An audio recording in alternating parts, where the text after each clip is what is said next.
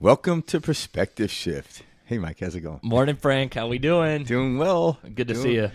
Doing well, man. So excited for this week's episode. Who we diving into? We're diving into Rupert Spira. Yes. And we want to give a shout out to the Orange Man. Yes, Mr. Dan Murphy. Yeah. If you guys recall, Dan wrote into us and he was talking about his experience after listening to one of our podcasts where Frank and I were talking about. What was it? We were talking about the kind of like visualization. Yeah. And we were discussing, picturing that orange, smelling the citrus, the taste, smells, sounds all associated with it, etc. And Dan wrote into us about his experience, visualizing that same orange. And he was talking about it, how he was on his route at work.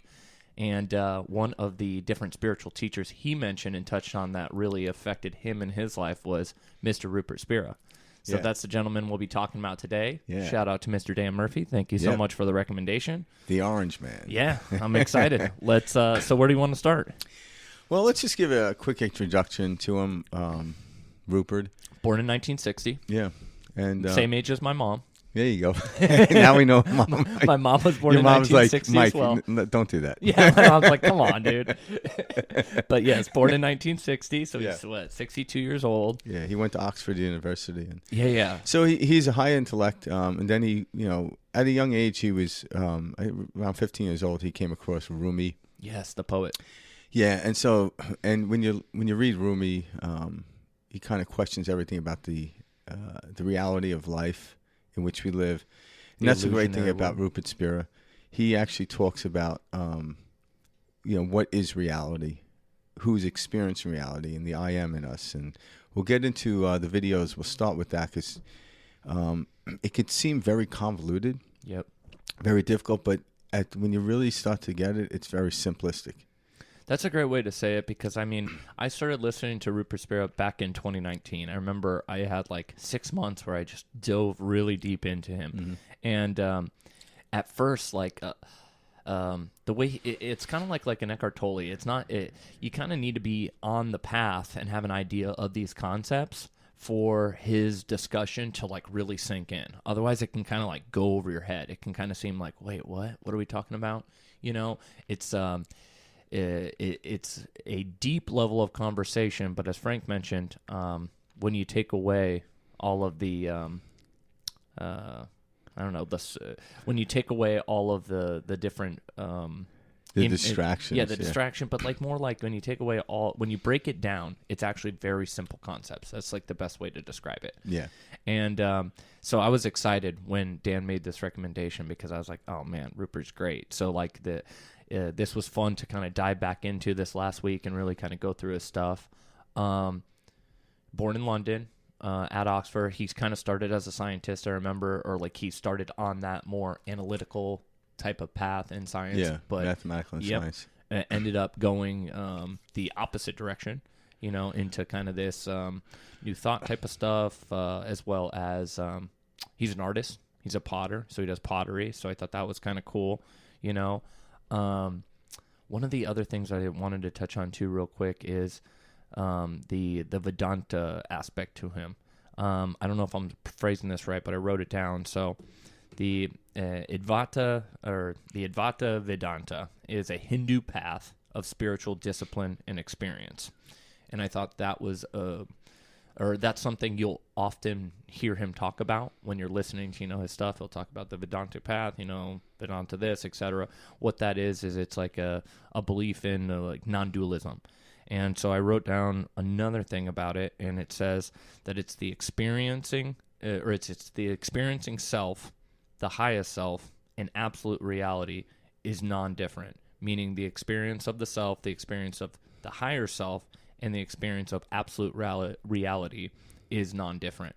And so I thought that was one cool aspect to mention that comes up often in his work. Yeah, and as we go on with the show, we'll get deep. I'll give a couple analogies. Obviously, we're going to listen to clips of Rupert as well, and just like when you're listening, just do it in a meditative way. Just kind of listen. Try not to push back, because when you start to understand the concept of what he's talking about, it makes the navigating through the physical world so much easier. So right now, people, like a lot of people that we talk about will give you techniques to navigate the world. But if you don't understand that this is just a play, an experience that we're witnessing, those techniques, yeah, they'll distract you, they'll work, but all of a sudden there's an urge for wanting to understand more. So he actually explains very eloquently that the basis of the structure of the world is mind. It's our consciousness. Everything is within it, and nothing really happens outside the mind, and he'll get into that. So once you start to just even touch on this concept, it makes all the rituals you do more understanding, more enjoyable, actually. I love what you just said, Frank. Like, okay, so that right there is how I felt. And I guess what I mean by this is, like Frank said, we talk about these different spiritual teachers. We talk about, these different spiritual, individuals, have great stuff to share and all this. And a lot of them are teaching us how to, navigate this reality and find success, and how to achieve what, we would like to see manifest, etc. But I think a big reason I was drawn to Rupert back then, too, it was there is so much more to this. So, like, there's more than just learning how to play this game, this theater very well. Yeah, and there's something so much more, and that's exactly what Rupert gets at. Because that's what even scientists and mathematicians came onto the idea of fractals. So I've talked about this before, but like a great football coach can coach you in football based on the rules and regulations that were laid out. But then you ask yourself, but it's just a game. This is empirical. Like, what do you mean? Like, well, football wasn't around forever. But, the great coach is there to discuss the ins and outs of the actual game of football. But what allows you to play the football game excellent and in a very exciting way is knowing it's just a game. Yeah. But if you don't know that and you think it's life or death, it's going to be horrible. It's going to be distracting and everything else. So let's dive into the first one. Yeah. Happiness is your nature. Or you are happiness itself.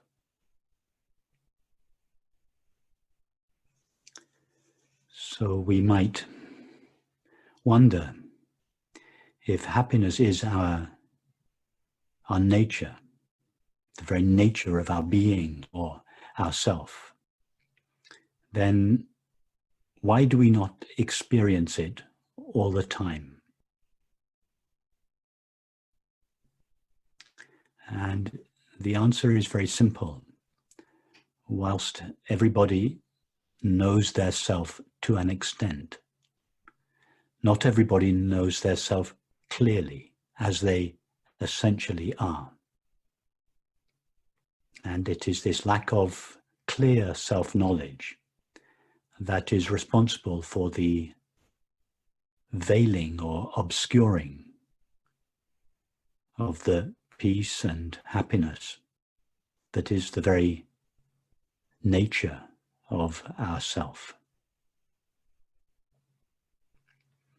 And it is for this reason that so much emphasis is placed on self-knowledge in all the great religious and spiritual teachings.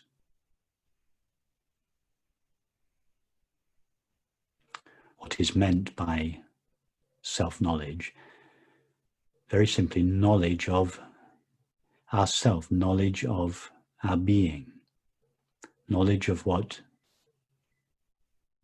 each of us refers to when we say simply I or I am.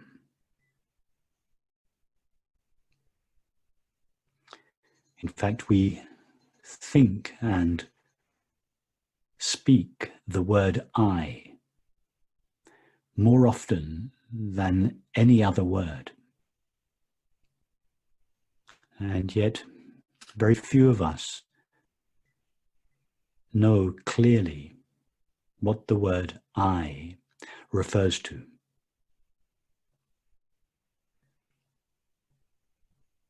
Everybody has a sense of I, or a sense of myself.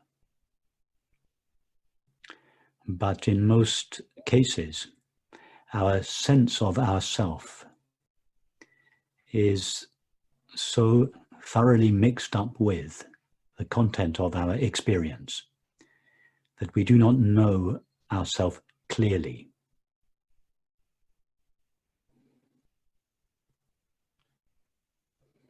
If you imagine that every conceivable drink is made mostly of water, but very few drinks taste of water. Why? Because the water is mixed up with other ingredients: tea, coffee, orange, apple, etc. So any drink that we are drinking, we are actually drinking water, tasting water. But the taste of water is mixed with other ingredients.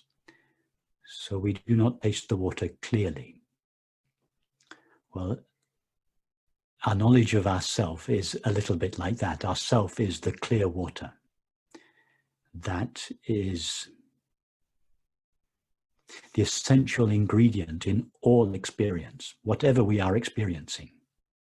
It is we who are experiencing it. So we, ourself, our being, is present in every experience, however wonderful or awful or neutral that experience may be. It is we who are experiencing it. I like that. Yeah, I like how he ended that. You know, the water thing was cool.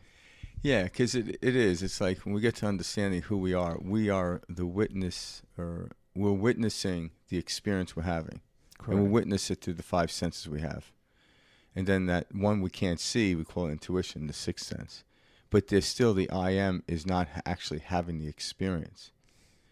You know, and it's like you can't really intellectualize it. You can't, it's very difficult to think about it. But one of the analogies I've heard him use, and I've used similar analogies, but it's like you look at a movie screen and it's just, you look at it without any projection onto it. It's just white. Mm-hmm. And then once you project color onto it, landscape or people or whatever it is you're watching, all of a sudden it changes, but the screen itself never changed. It still remains, but you don't notice it anymore. And all of a sudden you forget you're looking at an actual screen and you get pulled into it. And you start having the experience reflected back onto you from the movie or from the landscape or whatever it is you're looking at. And you have an experience, but it really is an illusion, because I could take my hand, and if I'm rather close to the projector, I can cover over that light, and all of a sudden the screen goes back to blank. Yep.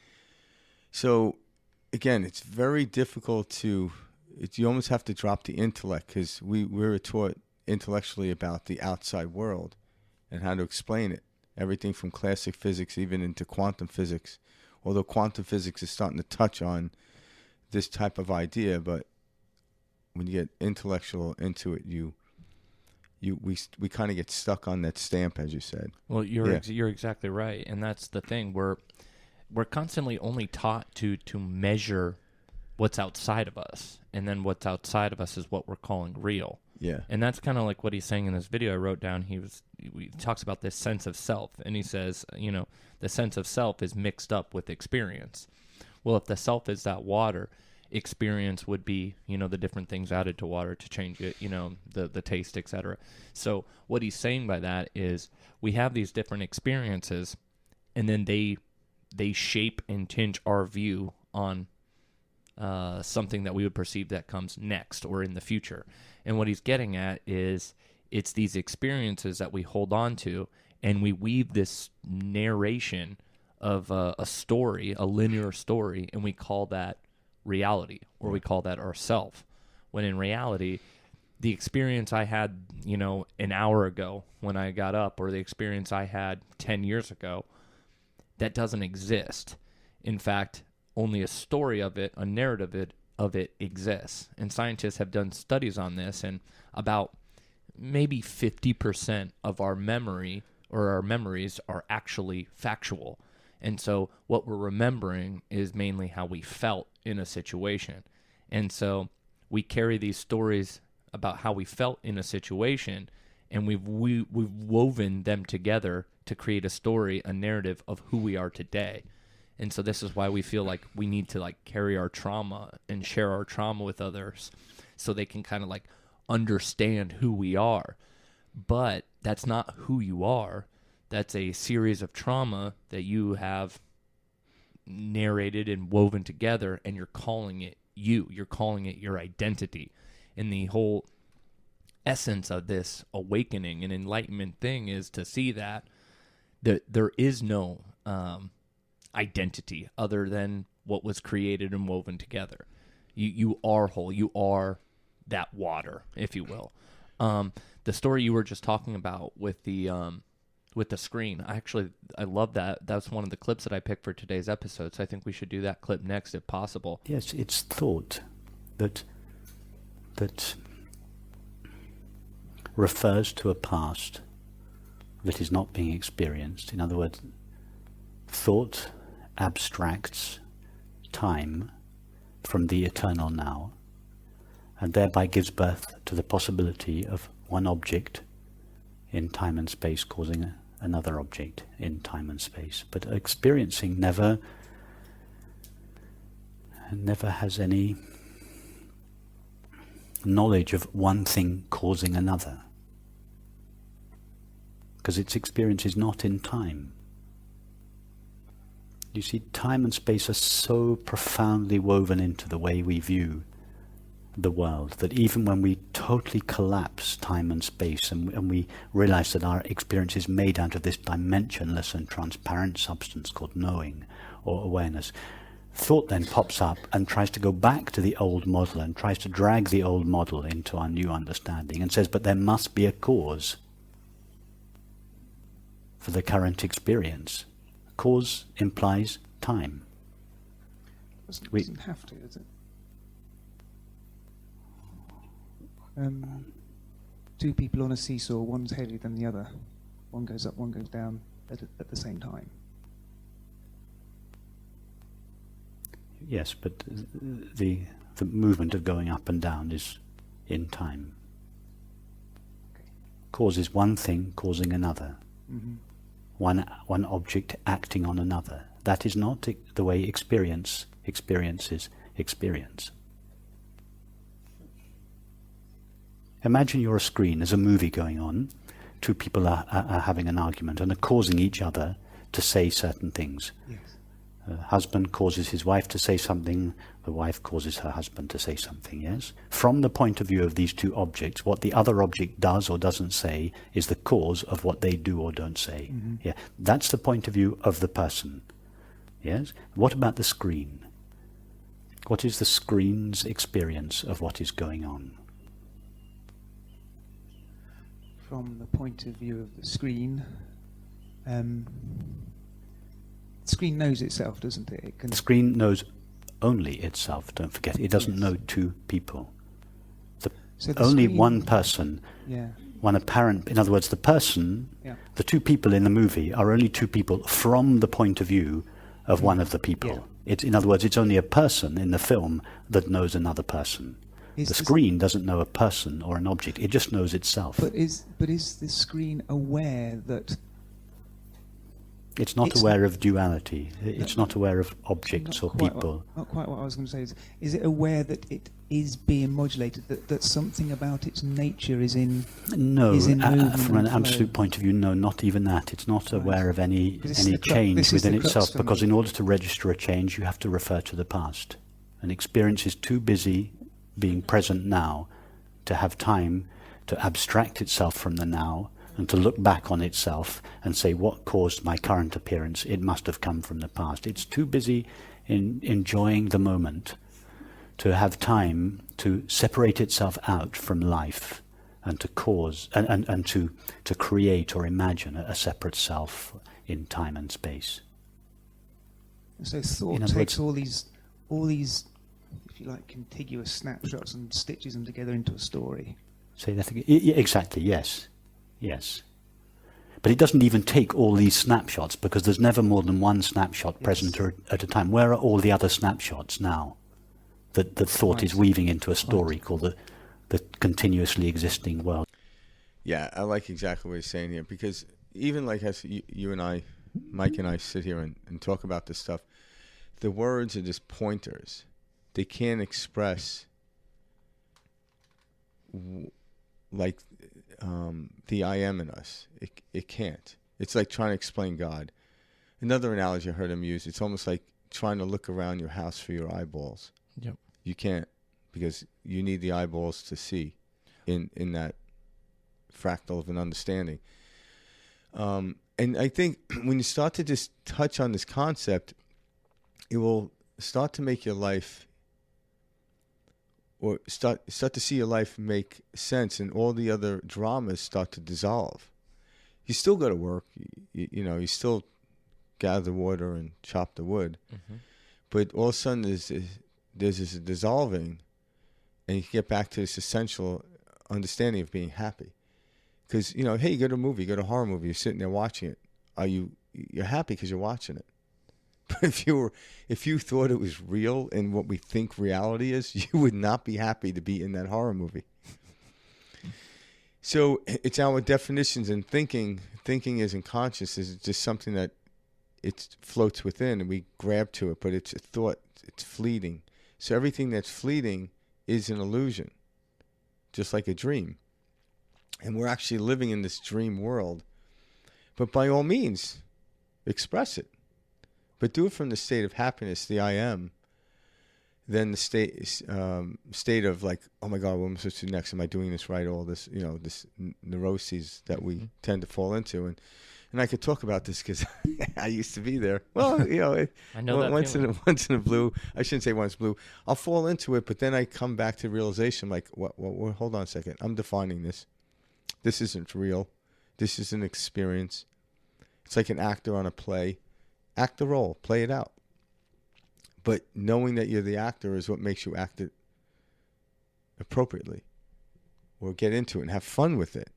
Exactly. Yeah. It gives you the experience. It gives you that to which, you know, in which you immerse yourself. Yeah. I like this clip a lot because he explains when he's talking about the screen, you know, and like Frank was talking about the screen, we have this field, right? And what we project, you know, how we're thinking, how we're feeling, you know, the conversation, like he used an example of a husband and a wife, you know, and they're in an argument, you know, and they're kind of going back and forth, you know, the screen doesn't change or see, you know, one side of the argument or the other, how we do. So like if I'm having a conversation or if I'm having a point, I see this from only my perspective and I'm sharing it. And of course I think this is right. And of course I think this is, you know, absolute, but it's never the case. That's never the case.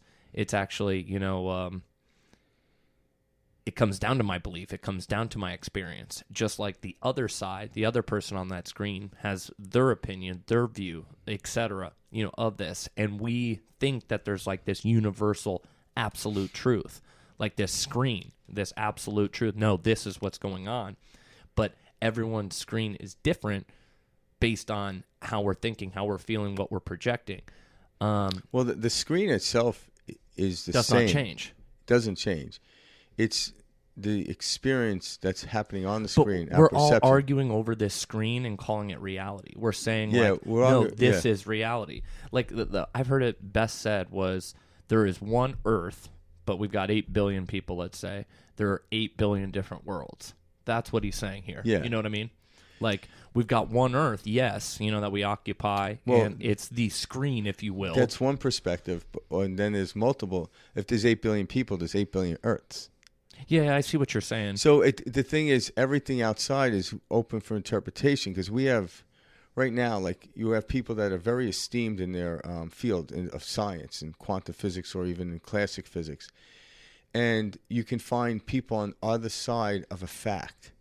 And like, who's right? I'm like, they're both very valid in their argument. You listen to it. Well, the thing is, when you're arguing, they're both right and they're both wrong, because it's their. If I take enough time and go down a thread, I will find fact that's going to relate to me in this illusionary world. That's what happens. Is over time, the fact of something now will eventually change, and science has known that. Coming to the turn of the century of the 1900s, there were scientists and physicists said, you know what, we're done with science. Newtonian physics is how it is, and all of a sudden, then quantum physics came about. Mm-hmm. So once you think you're at the end of something, somebody else comes in and throws a wrench in it. Because why? I'm like, because it's an endless stream of movies could be played on that one single screen of the I am. Infinite possibilities. Yeah, and what he calls the consciousness. Consciousness is my eyeballs for me looking. I can't see it, can't explain it.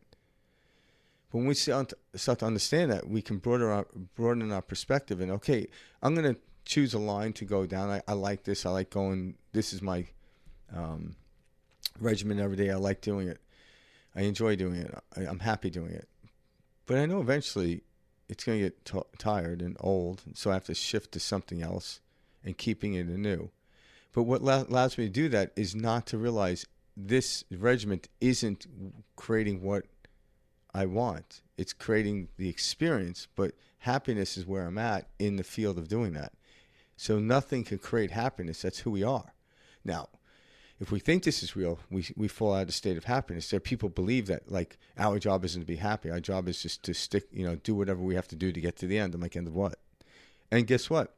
If they believe that, they're going to find evidence, and I would not argue with them, because at some level that is a half truth, but their truth doesn't negate my truth, doesn't negate Mike's truth, certainly doesn't negate Rupert Spira's truth, because he's even explaining it in this illusionary foundation, trying to explain what consciousness is, and like, good luck. They try to explain God, but nonetheless, why do we do it? Why do you and I do this? Well, it's kind of like aiming at a target.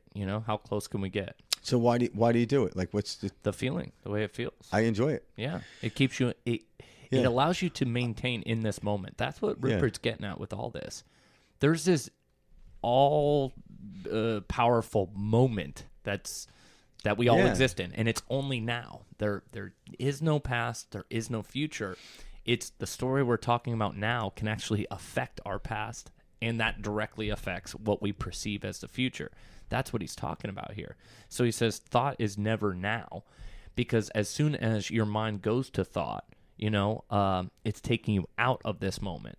It's collapsing the wave into particle, like in the double slit experiment.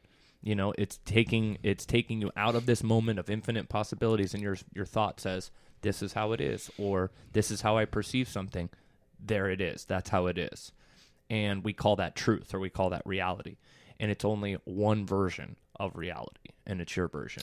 Yeah, and there's absolutely nothing wrong with that. But when you understand somewhat, as much you can understand what the understanding of that is, it allows you to enjoy it. Just like, again, you can enjoy going to a horror movie, but you wouldn't want to live your life that way if that was the only reality that existed. So when you go to the movie theater, you're somewhat separating yourself from the movie. Well, that's what consciousness is. It isn't that, doesn't know that, doesn't care about that. We're the ones who come into the experience. So understanding this knowledge, or understanding consciousness, everything's contained within it. It eases up the anxiety, the stress, dissolves that into happiness. So someone asked me, is it possible to always be happy? And the answer is yes.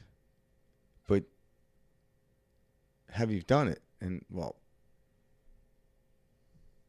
at moments, in the moment I am, right? But when I'm not happy, it's because I got caught up in the game. I got caught up in the thought. The thought was real. Like, oh my God, this is going to happen because this happened. And then all of a sudden I step back from it, and that just dissolves, and none of that actually happened. So the thought didn't actually create another one because I jumped out of the game. Like if you argue with someone, go back and forth, and you step out of the argument simply ends. It just dissolves. But you can keep going. And at some point, all the arguments end. All wars ended. They really do. They dissolve. So what was that? It was just an experience. But if you think this is how it is, you're suiting up for another argument. You're suiting up for another war. I'm like, well, wait a minute. I'm like, no one wants war, but we have to. is how life is. That's the thing. Why do we keep pushing forward with these narratives and stories about things that don't serve us? That's what we're getting at here, guys. So, like, why have a narrative or a storyline of something that doesn't empower you, that doesn't strengthen you, but is something that's holding you back? Yeah. You know, like, this can't happen because I haven't done this first. Says who? Yeah. You know? Oh, no, you know, that's just the way it is. Okay, what do you mean that's the way it is? Well, I've seen it in the past. That's what my parents have told me. That's what the school system says. That's what, you know, the news says. That's what movies and television tell us. And it's like, okay, all of those are narratives. And you're choosing to participate in that narrative and call it reality. And that's the thing. Like, everything is a story. Absolutely everything. And we choose to participate in the story or not, and we choose to carry that story with us or without. Yeah, exactly. So that's why, like, in the period of time now, we're talking about like the law of attraction, the understanding of what you put out is what you get back, still in the confine of the illusion, is trying to get people to separate from that. Okay, be careful of the story. Like, be aware that all stories are possible, but what story do you want to experience? Yeah. All right, choose that story then. If you need the story to choose it, choose the story. So this gives you a good foundation to choose that. We're not saying don't choose a story, but why wouldn't you choose a story of happiness and experiencing that? I could still be well aware of these other stories going on. Like, if I'm watching a horror movie, I'm like, yeah, in the next theater is a comedy going on, but I don't give it much thought, because it would take me away from my horror movie if I enjoy from horror. Your experience, how you're choosing to experience something. But in any moment, the choice is where the consciousness comes from. If there's 24 movies in a theater, I have the choice of 24 movies. Well, then I go in to choose one. Or I could sit outside the theater and just drink a glass of water and not even go in. Mm-hmm. You know, that's a choice as well. I don't have to choose to go to a movie. Hence, infinite possibilities. Infinite possibilities, yeah.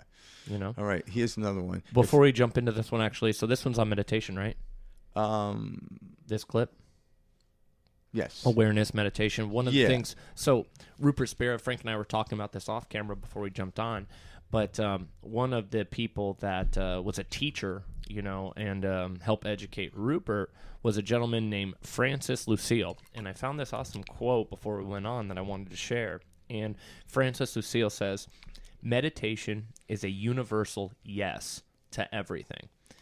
And that's really powerful. So I'll read it again. Meditation is a universal yes to everything.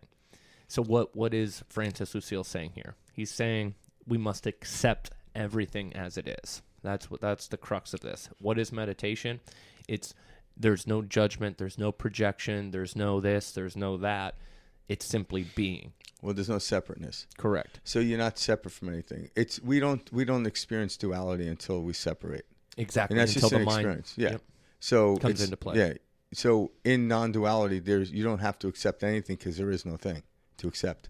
Mm-hmm. So yeah, and that's kind of, so when you understand that, when you go into like, okay, you know, an actor is an actor, but they're not always acting until they get onto the set, so to speak. And so when you choose to do that, choose the act or the role in which you prefer to play, even if it's a drama, you're happy because you're on the set. Yeah. So that happiness is still something that's underlining that understanding. But if they got caught up in it, their blood pressure and everything will go through the roof. Well, happiness is a state that we choose. A very simple way to say it. It's who we are. Yep. It's who we are. It's a state we come from. You know, why? Like, well, how do you know this? Well, everyone wants to be it. Mm-hmm. Everyone wants to be home. So it's a state. But we act like happiness is something we're trying to obtain. Well, because we clouded over and we lost ourselves. We think we left home. But happiness... It starts with Yeah, again, it's a metaphor. I'm saying it's a home. It's our home. It's where we came from. But then we get lost in it. Someone tricked us out of it. Like, oh, this is not happy. I'm like, oh, why? I go, I'm not happy. I'm like, how do you know you're not happy? Like, because in order to know you're not happy, you need to know what happiness is. So therefore, if you know what happiness is, that's who you are. Just take the blindfold off and you can see, you know, or, you know, take a breath and you can breathe. So it's as subtle like that. It's subtle like that. Subtle as that. and just mix this in. Just touch on it. Don't get too deep into it because it could drive you mad as well. Well, that's it. Yeah. All right, here's another clip. The thought that each of us is having now is not the same thought that was present 2 minutes ago, or 2 hours ago, or 2 days ago, or 2 weeks ago.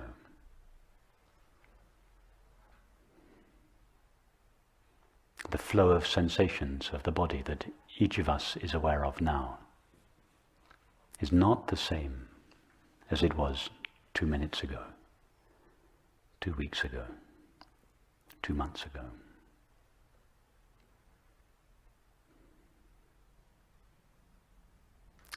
But the experience of being aware is the same now as it was 2 moments ago, 2 minutes ago, 2 days ago, 2 months ago, 2 years ago, 20 years ago.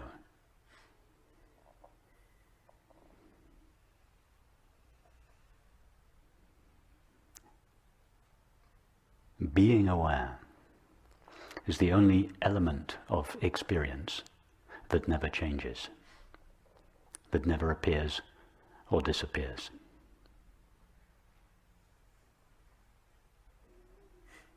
Everything else we have ever experienced has vanished. Every thought, every feeling, every sensation, every perception.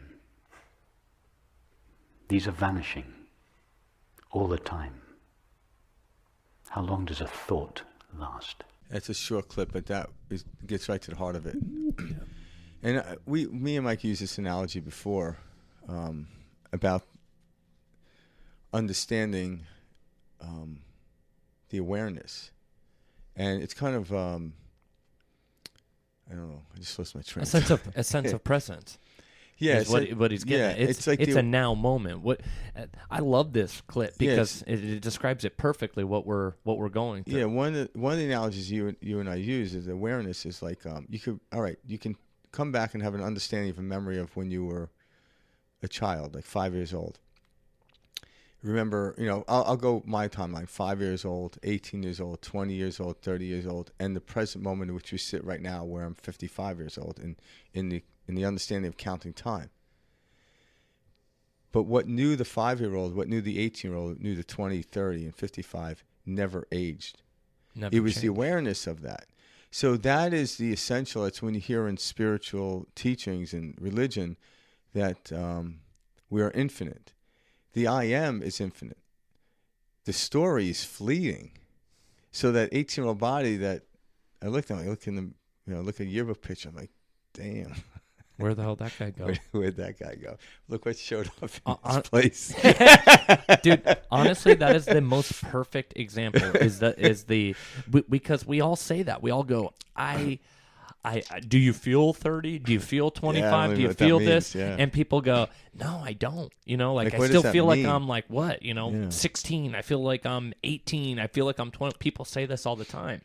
Because whether you listen, when you were 5 years old and you were happy because awareness doesn't have an age. Yeah, when you were 5 years old, you were happy because you went to Disneyland, and then when you were 18 or 15, you were happy because the girl next door gave you her phone number, and then you in the 20s after college, or you got accepted to college, you're happy. Then you get the perfect job, you're happy. That happiness never changed.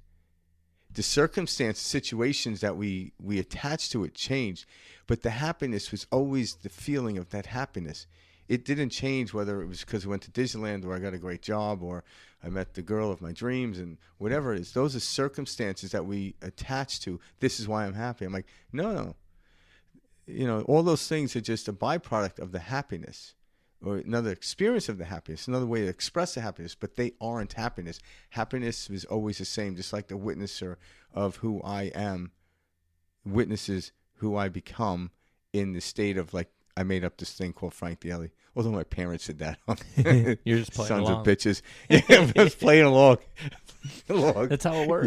Yeah. We're given a name. That's why you We're never given- acted you know? like the way you are around your friends with your parents, because you have to, like, okay, I got to act a different way because my parents. You're wearing a different mask around Yeah, your parents. they were a different. Went to a different school of acting with my parents and my buddies, right? Mm-hmm. So we learned how to act in that state, and then you go into you act with your buddies, and you start changing your persona. I love where you're going with this because it's. I have no idea where I'm going with this. Well, no, but the idea of the masks. So yeah, I use this example when I'm talking to people, but so you're a husband, you're a father, you're a son, you're a business owner, you're, all the above, right, Frank? But are any of those actually who Frank Daly is? Not in any capacity at all. Those things do not define Frank Daly. Or you could say they are Frank Daly, but I am not Frank Daly. Well, I am the witnesser of Frank. I guess I know what you get. I'm sure. Like what I'm getting at is like, I can, if I take away your job or I take away your parents, does that eliminate who you are or how you've experienced everything? No, you're still Frank Daly. You can get a different job. You can get, Karen wishes Frank Daly would change this a little bit. There you go. But each of these is a mask that we personify, and it's a role that we live. Okay, I'm a father in this role. I'm a son in this role. I'm a business owner in this role. But none of those things at the core or at the essence are what we are or who we are, is what I should say. And so we have multiple scenarios, roles, ages, experiences, and we're trying to say that's who I am, and we're trying to identify with it. And that's why we don't find happiness, is that's not our true self. We're not just this, we're not just that. It's not the reason we are happy is because we got the good job. All of these are us pointing at this big screen, if you will, and saying, nope, that's the reason. We're like giving away this credit rather than taking a step back and looking, peeking on, on the other side of the curtain going, oh, this is all mind. This is all mental. Yeah, and when I discuss with a lot of my clients these type of concepts, I also like to bring into a very practical use for it, because even Rupert will get into this. You have to use a practical use for it. So, in other words, say you are in business, all right, and you're doing it a certain way, and someone comes along and says, hey, there's a better way to do business. That is their narrative. So you can still run your business the way you want to run it, and you're going to find evidence to it's working. But if you start to buy into or lead into like somebody else is doing it better, it's taking you out of your comfort zone. Or I shouldn't say out of your comfort zone. It's taking you out of the field in which you're going or the direction in which you're moving. And that's what messes things up. And then you'll blame it on the way you used to think about it. So when you can actually know who you are, in other words, I could have 6 businessmen on stage arguing which is the best way to do business, but the funny thing is they're all successful in business. There isn't a one way. Some people are trying to sell you the narrative. Why? Because they're trying to sell you the business platform. Model. Yeah, trying to sell the model, and this is the best way. And guess what? If you buy the model and you fully 100% believe it, it will work. And it will be your way. It will be your way, yeah. You'll have to obviously add a little difference into it because you can never replicate somebody else's journey. A good example of that's diets. There's Diets, a million diets out there. Religion, everything. Yep. Philosophy. I see it in the diet world. Like, oh, you got to do this, you got to be this. There's only this way. And people who stick to that, they have success. And like, yep, it's only this way. And it's like, no, that's not really how this works. And now science is actually coming out and saying, like, okay, like, so you have people that believe if you just eat vegetables and they're grown out of the ground and they're brought upon light, which goes through the whole process of, so that would make us lighter, right? Okay, that's a great story. I like that. So I eat vegetables, but if you eat meat, well, that's just dense. It's not good for you. But then there's science out there, like Ayurvedic science, which has been around for like 5,000 years, according to the stuff I've read.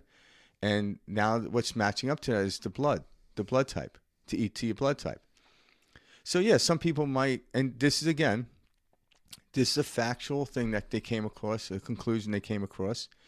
So it's starting to instead of narrowing it down to you must be a vegan, they're expanding it again and saying, well, if you have this blood type, you best be eating meat. If you have this blood type, you could probably eat meat and vegetables. If you have this blood type, you better stick to just vegetables.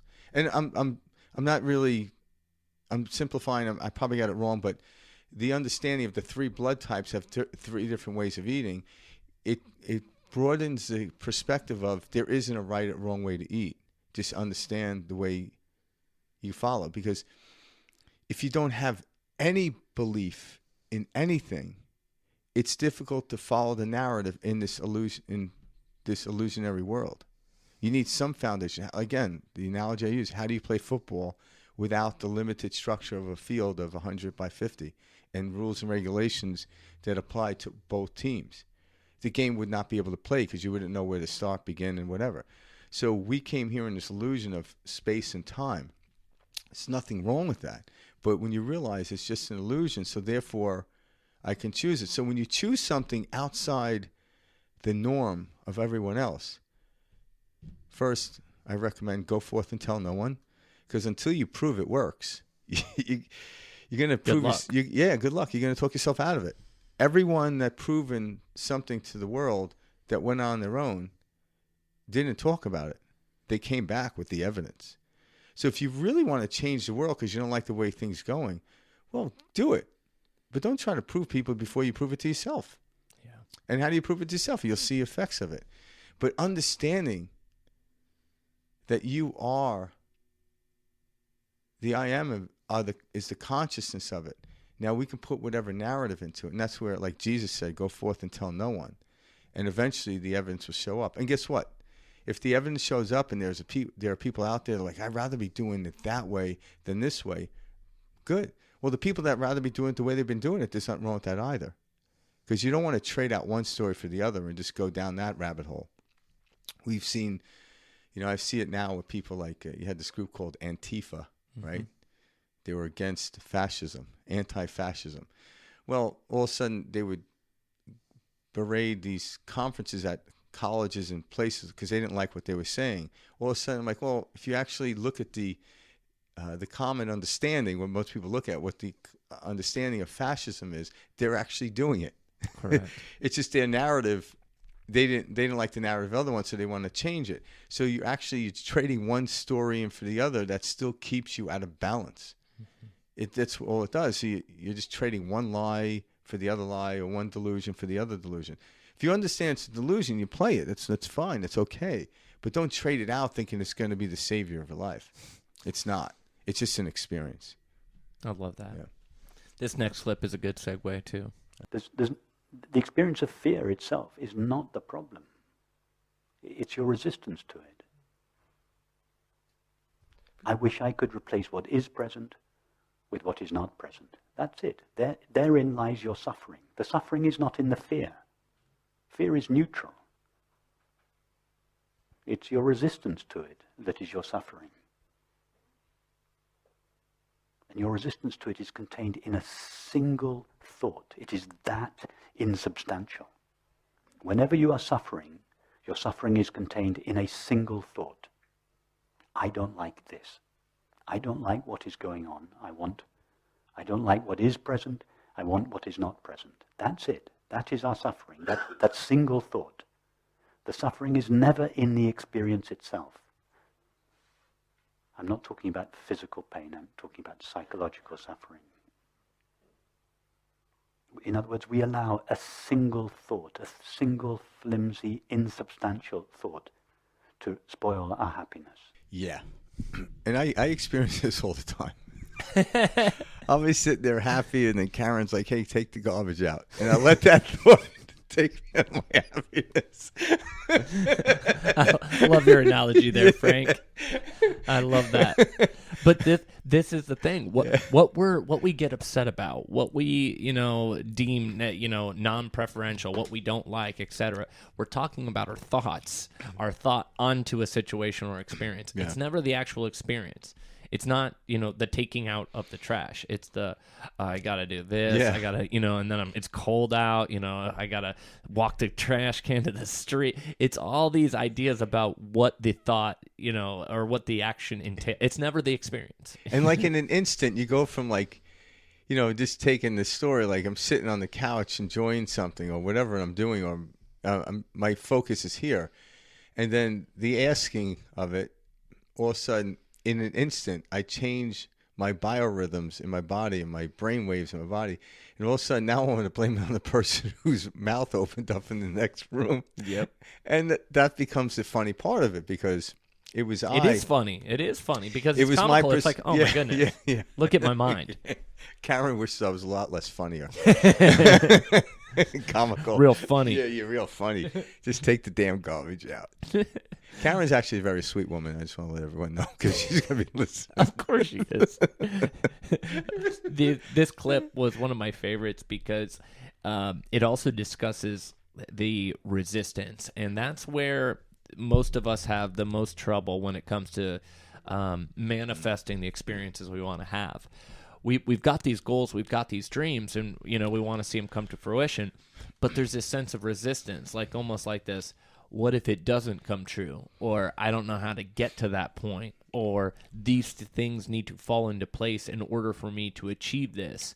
And it's those thoughts. Those are the resistance to the actual experience you want to feel and watch play out in your plane, in your reality, on the screen, if you will. And so when you can shorten the distance of resistance to your goals, to your dreams, to your thoughts, your imagination, what you're trying to see play out, that is the key in order to begin to experience the reality in which you can and you deserve. At the end of the day, it's like, I don't know the best way to say this other than you are what, or you experience what you are, not what you want. And so if you are a feeling, there is no resistance to it. It in a sense has already happened. You can already feel the wholeness of the situation. And that's what, prayer, manifestation, all these things that we hear talked about, what that really is. It's being the person you want to experience without the outside world telling you this needs to happen first, or this is, or you need to achieve this in order to feel that way. We're taught that like everything's outside of us, and it couldn't be more of the opposite. It couldn't be more true. We are whatever we would like to experience, and it's our resistance to that that's keeping us from experiencing it. Yeah, because what we often want to go into the unknown without even knowing this.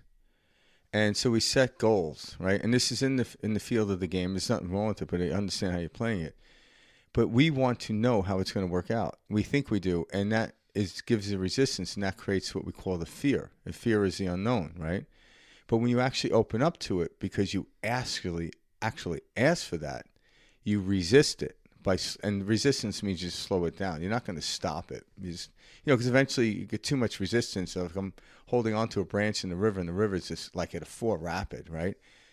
I all of a sudden feel the resistance of the water because I grabbed onto the branch to recreate resistance. But eventually my forearms are going to give out, and then I let go, and all of a sudden I start going and become one with the river, and all of a sudden it's like I'm moving with the river, so I don't notice the number 4 rapids, or how they level these up, how they actually measure them. All of a sudden, when I become one with it, I don't notice the movement until I look to the bank of the river and see the movement from what's moving by, which is relatively standing still.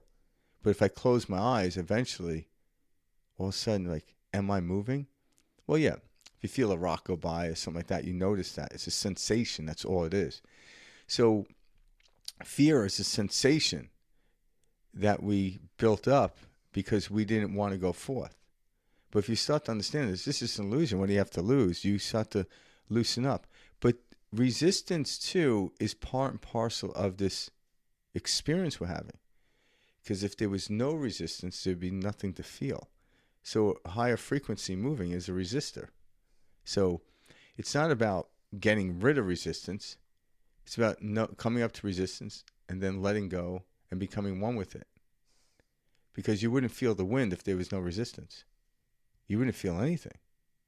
But then you'd be in that supreme place of I am. But then you want to jump back into the world and deal with the resistance. But you don't want the resistance to overpower you. Nicely said. Yeah. All right. This is the last clip, right? Jump into our last clip. There's no thinker, but there are thoughts. Exactly. And the thoughts can arise. Basically, there are two possibilities. Either thoughts arise on the belief and feeling of being a separate self. There's still no separate self there, but there can be the belief and feeling. Remember, the ego is not an entity. It is an activity of thinking and feeling. So either thoughts can arise on behalf of the belief and feeling of being a separate self, or if that belief and feeling is not present, the thoughts will arise on behalf of the qualities that are inherent in awareness. Right.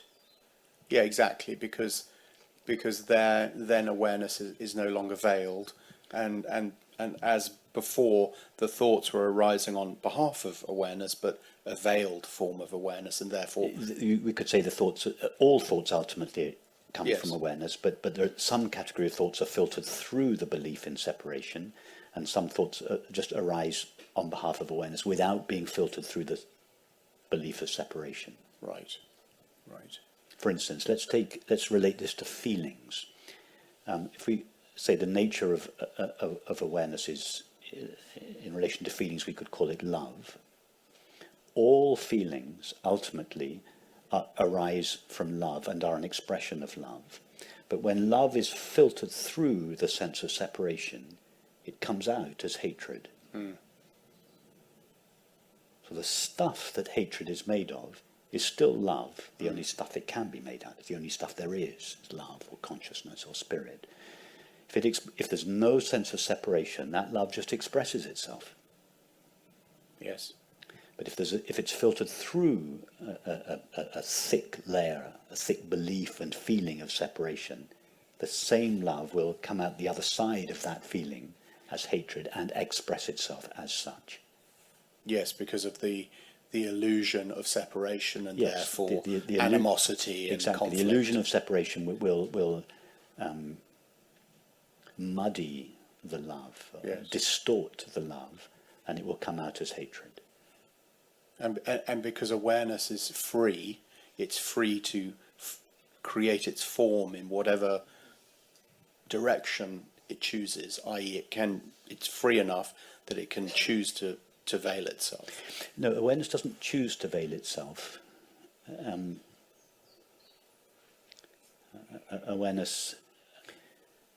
awareness localizes itself in the form of a finite mind, as an almost inevitable consequence of that localizing of itself, it overlooks its nature. It overlooks its infinite nature because it's localized itself as a finite mind. So the overlooking of its nature is not something it chooses. It is just the price it inevitably pays for localizing itself as a finite mind. Brilliantly said. That was a really good analogy because, and I've heard Bashar use this analogy, and even Abraham. I've heard other people, but the particular word filter. So when you put a filter in, that actually creates resistance. When you pull the filter out, there's almost non-resistance in that. Mm-hmm. And then it comes across as, ooh, this is interesting. And our beliefs are our resistance. Even if I have good beliefs. I'm like, well, eventually that good belief will no longer work because you grabbed it in the moment in which it was relevant to that moment. The belief of, baseball was the best sport when I was a kid, especially when I was good, and as a young child. As I get older, it wasn't that good. So then my belief had to change in order to keep my life worthy. And then if there is a goal, I don't like to use the word goal, but if you get to the place where you can loosen up and let go of your beliefs, and then have a fuller experience of what's happening, all of a sudden we are happiness, we are love. It's the filter that makes us mad and unhappy. but it was happiness that came in through the filter, like he said, love, and out the other end. It's almost like the analogy of water. Every drink would not exist without water. But if I put orange in it, the essence of what we understand of orange, it's now an orange drink, no longer water. Mm-hmm. But it wouldn't exist without water. There is no drink out there without water, you know? That's what love is. Yeah. Love Western is the water. Culture, we've been really mistaught what love is. Yeah. So love allows us to drink wine. I know I said that. But at the end of the day, like that's what is at the crux of this, you know, the wine to water, you know, like in the Bible and stuff like that. Yeah, that's what he's getting at with this exact statement. That's exactly, great point. Water is the essence of it. He just turned it into something that people wanted at the wedding. Correct. So in order for the wedding to continue on, there has to be more wine, because then the people are going to leave. So he's like, all right, I'll just change the narrative. I'll put a filter in there and create wine out of it. What people don't realize, they get all excited about the wine. I'm like, it's the water. That's the miraculous thing, not the wine. Yep. The water, because, what's a grape? Nothing but water-filled purpley stuff. Yep. If it's a purple grape, But exactly. Yeah. And that, at the essence, is what Rupert's getting at here. Yeah. There is nothing but love, and it's through our, different glasses, like the rosy tin glasses, or the way we change, we can put shades on, etc. We start to see things differently. And so there's this level of love. And then we have past experiences, we have past thoughts, beliefs, all sorts of stuff that tinge how we're experiencing something. And we're calling it something different. We're saying, no, that's not love, it's this. And it's like, no. At the core of this, it really is love. You're just looking at it from this way and calling it fact, or calling it real, or calling it reality. And so when you can loosen up on that, it allows, more like you have fun with it. And like more like you have like the ability to in and out of this world, and a way to play and manipulate. When something's not going your way, you can pull back from it. See where the issue is, and accept it, and be in that moment, and then it immediately begins to change. It already takes its new shape and starts working for you rather than against you, simply by your perception to it. Yeah, remember, like, I don't know, you grew up here, so I'm sure you've been around snow, but oh yeah, I remember the first time someone gave me yellow glasses, not sunglasses, but they were just yellow glasses, and there was snow everywhere. You put it on, all of a sudden the snow was all white. Oh, that's so it was yellow. And so it was cool, but I also knew that, based on the illusionary reality in which we're in, snow is white. But when I put those glasses on, I'm sure if I had rose color or different colors, the snow would start to change. But I had fun with that. I wasn't like, because without glasses, if you see yellow snow, you want to stay the hell away from it. I was just going to say, I hope this story does not end with you eating yellow snow and taking these glasses off. No, yeah, make sure. Yeah, don't eat any snow unless your yellow glasses are off, because you might be eating yellow snow. No, but I get exactly what you're saying. But you had fun doing that. You had fun manipulating what already existed, and then changing it and shifting it. Mm-hmm. But if you're trying to, someone slip yellow glasses on, you get all pissed that the snow now is yellow and it wasn't white. I'm like, well, just take the glasses off. So to speak, it was just a filter. But the filters are fun.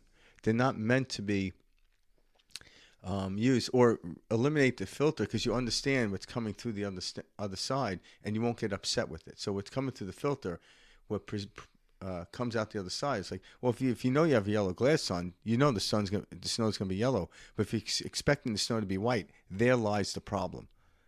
Because, like you said, if you have love and you have a filter of this has to happen, and love comes through that, it's gonna seem as hatred on the other side. But if you understand, well, you're the one who put that filter of hatred. No one else pushed that on you. So let's apply that on a personal or level. So essentially, okay, so let's say you want to feel love, you want to feel happiness. But each day you wake up and you start saying, I'm not good enough. I don't have what I want. I should be further along in life. I hate my job. My partner's pissing me off. All these things are you putting on different shades of glasses, and you're saying, I want to see white snow. I want to see white snow, but you keep putting on these red ones, these black, all these different thoughts, ideas, etc. Yeah. Yep. Those are all just different shades of glasses that you're putting on, tinging your view. And it's up to you to go, whoa, whoa, whoa. None of these things are true. I just keep reiterating and telling myself this is the way it is. I'm not happy because I don't like my job. Okay, well, let's break that down, Is it my job, or is it how the job makes me feel? At the end of the day, there's probably a lot of good things you could be grateful for about the job. And so you got to take off these old glasses of these preconceived notions about the way things are in order to see reality as it is. Yeah. Because underneath it all is love, and underneath it all is happiness, and all of, this experience. It is all there. But we're seeing life through a bunch of different lenses, and we're calling it, no, this is reality. And it's like, no, that's the reality you're experiencing because of this preconceived idea or notion. Yeah, and let's take it back to a real practical thing, because I like how you started off with that. But remember when you were a kid, like at least I was a kid, we'd go off in the woods. And I remember one time we were building a fort, and in order to create it, we had to dig down. And just the enjoyment Mm-hmm. enjoyment of taking a shovel and digging was fabulous. All right. Now let's jump 30 years ahead, and now you find yourself a laborer digging ditches, and you hate your job because you don't like it. I'm like, what happened from when you were like 6, 7, 8 years old digging a hole in the woods to this? It's a belief that this is not an esteemed job or a worthy job. So it's your belief that created digging the ditch as something bad. But when you're a child, it wasn't a belief. It was something to develop what you were building. And in this case, we were building a fort, and we were going to build it on the ground. This is, so therefore I had to dig a hole, and you just willingly did it, and that was the enjoyment. But all of a sudden, now society's looking around and said, well, if you're digging ditches, you're in a bad place, Mm-hmm. But the last person anyone will ever see is a ditch digger. I love it. Yeah. But it was our belief that shifted and changed. So, like, okay, is the belief real? No. Change it. Change it. And all of a sudden, you no longer hate your job. The beliefs, like Mike said, are just the lenses that you put on every day.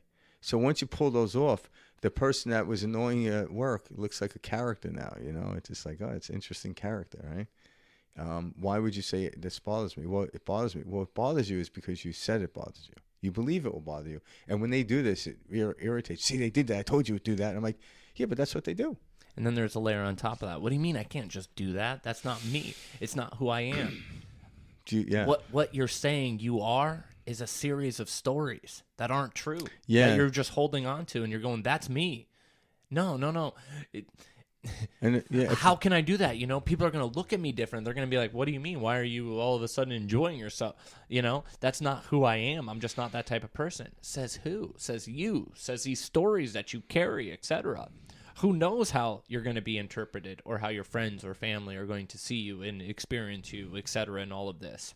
You're making these grandiose, statements, these bold statements as far as like, this is why this can't work. And there's no why this could work or can work or will work. Yeah, look at your beliefs like you're carrying them in a backpack. So wherever you go, there they are. So you can quit the job. You can do whatever. You can leave the relationship that you don't like and blame it on the person you're with.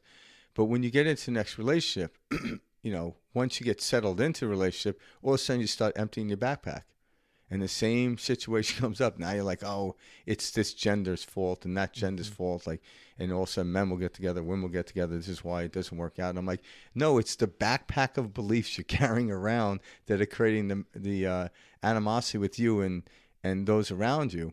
Or, can't give blame to that. That means they have their own backpack. Mm-hmm. But when you start to realize, well, why not just empty out your backpack and walk freely through the world and not have anything?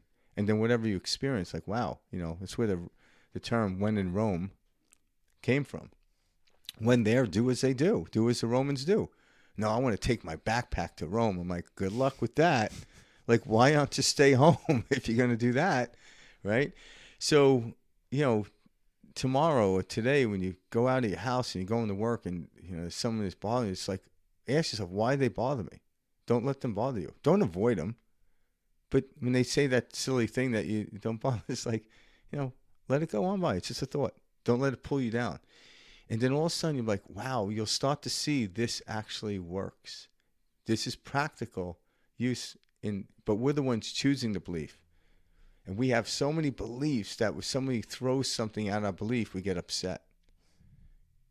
We have to defend it. Yeah, we do. It's my belief. It's who I am. I believe this. I'm proud of you. Mm-hmm. Yeah. When I go in to say I believe, because I habitually sometimes do that, I'm like, all right, this is what I choose to believe at this moment in time. And then I'm like, is it working for me? It's not. Well, the fact that I'm choosing means I could choose another one that worked for me. I refuse to choose any type of outlook or perception now that does not serve me. When I feel that pull come up, when I feel that, I go, why am I participating in this? Why would I take a stance or a perception that I know does not serve me, that holds me back or makes me feel separate, less than, not worthy? That alone does nothing to put you in the direction in which you want to be traveling. And so you have to come to at least an analytical understanding of, okay, if these feelings do not serve me, then why would I have them? Why would I focus on? Why would I allow them, to carry? Why do I allow myself to carry these with me? And so you get to that point, and that's how it's easy for me, at least, to kind of change the narrative. Is I realize this isn't serving me. If this isn't serving me, why would I continue? Why would I persist with it?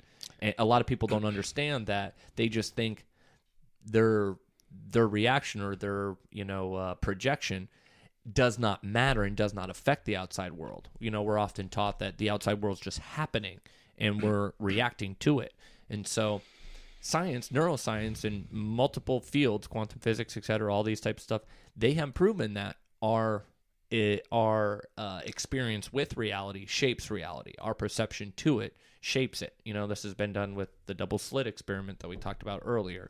It's been done on multiple levels, but we're participating in this reality. And once you understand that, you can realize, okay, if we're participating and I'm involved in interacting with this experience, and it changes my experience, there is no possible reason why I would want to ever experience something or ever have my thoughts occupy something that is non-preferential or something that's working against where I'm trying to go or what my goals are or where I'm trying to project and create and manifest. It does not serve us. It holds us back.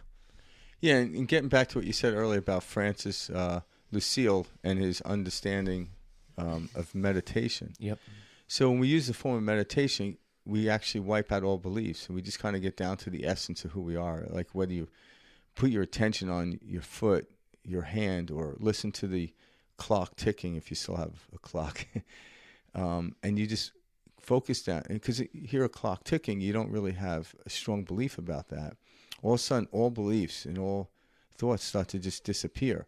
And when you get back to the essence, from that place, you can look at how ridiculous the beliefs that no longer work for you and how they don't apply, and you could shift it in that moment.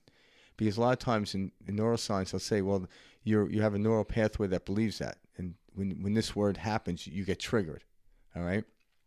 Yeah, so if you're in a practical, what me and Mike look at as practical uses, you can do that. But so if I understand when that happens, it triggers me. Well, when I'm conscious of it, I can then choose to look at it as ridiculous. And a lot of times through meditation, realizing, yeah, it's all ridiculous.